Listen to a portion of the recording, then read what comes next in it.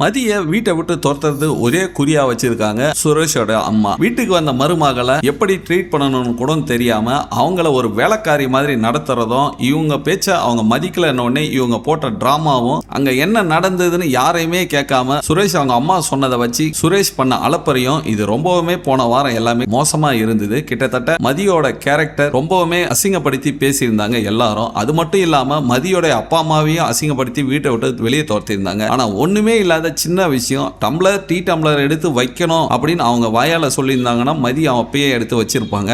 அதை சொல்லாம என்னவோ பெரிய மகாராணி கணக்கா இங்க பாரு அங்க பாருன்ற ஜாட காமிக்கிறதுனால அவங்களுக்கு பிடிக்க மாட்டேங்குது.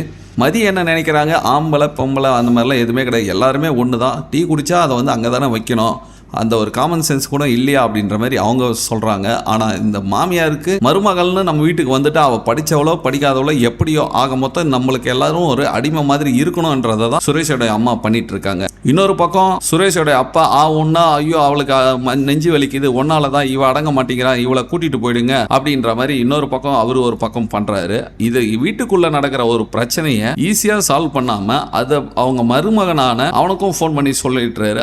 ஒன்னா அந்த ஆள் அங்கிருந்து கிளம்பி வந்து வீட்டில் ஒரு பஞ்சாயத்து பண்ற மாதிரி உட்காந்துடுறாரு. இது என்ன வீடா இல்ல ஊரான்னு தெரியல, பஞ்சாயத்து பண்ணிட்டு போறதுக்கு. இது எல்லாத்தையும் பார்த்துட்டு இருக்க மதி இதெல்லாம் ஒரு குடும்பமா அப்படின்ற மாதிரி ரொம்பவே ஃபீல் பண்றாங்க. இன்னொரு பக்கம் அந்த அழகு மலர் வீட்டுக்குள்ளே இருந்தாங்க, ஒரு அக்கா மாதிரி இருந்தாங்க. ஆனால் மதிக்கு ஒரு பிரச்சனைன்னு வரும்பொழுது போல்டாக இறங்கி பேச தெரியல அவங்களுக்கு. அவங்க அப்படியே அமைதியாக ஆகிடுறாங்க. ஏன்னா அங்கே நடந்தது எல்லாமே அவங்களுக்கு மட்டும்தான் தெரியும். அங்கே யார் பேசுனது தப்பு, மதி அந்த அளவுக்கு பேசினாங்களா இல்லை அவங்க மாமியார் தேவையில்லாத பொய்யெல்லாம் சொன்னாங்களா அப்படின்றது அழகு மலருக்கு மட்டும்தான் தெரியும். ஆனால் அவங்க அதை உண்மையை சொல்லியிருக்கலாம், உண்மையை சொல்லாமல் அமைதியாக இருந்துட்டாங்க. அதனால மதி கோவப்பட்டாங்க. நீங்கள் எதையுமே பேசாதீங்க, அமைதியாக இருங்க அப்படின்றதான் மதியோடைய பாயிண்ட் ஆஃப் வியூவில் அவங்க சொன்னது கரெக்டு. இன்னொரு பக்கம் வீட்டை என்ன பிரச்சனை நடந்தாலும் வீட்டை விட்டு வெளியே அனுப்பக்கூடாதுன்றது யாருமே அந்த குடும்பத்தில் இருக்கிற பெரியவங்களுக்கு கொஞ்சம் கூட தெரியல. வீட்டை விட்டு ஒரு பொண்ணை வெளியில் உட்கார வச்சு ரொம்பவுமே கேவலப்படுத்திட்டாங்க. ஆனால் இந்த வாரம் தான் என்ன நடக்க போகுது ஏதுன்றதை ட்ரெய்லரில் நாம் பார்த்தோம். இப்போ போயிட்டு இருக்க சீரியல்லே நமக்கு ரொம்ப ஃபேவரட்டான சீரியலாக இந்த அழகே அழகு மாறிட்டு வருது. உங்களுக்கு எது ஃபேவரட் அப்படிங்கிறத கீழே கமெண்ட் பண்ணுங்க.